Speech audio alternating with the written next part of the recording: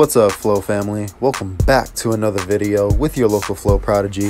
If it is your first time on this channel, I'm Brendan Perez, and don't forget to hit that red subscribe button to see more videos like this one. In this video, we're going to be going over how to Fakie Bigspin. Let's get into it.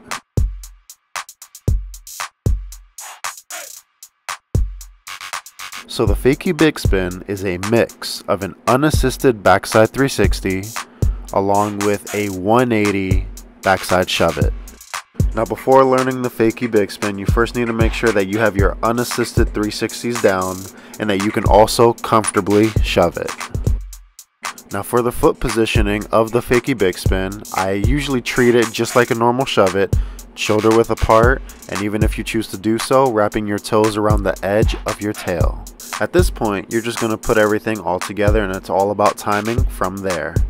Your best bet is to throw the shove it when you're facing the front of the wave and all your weight is over your heels.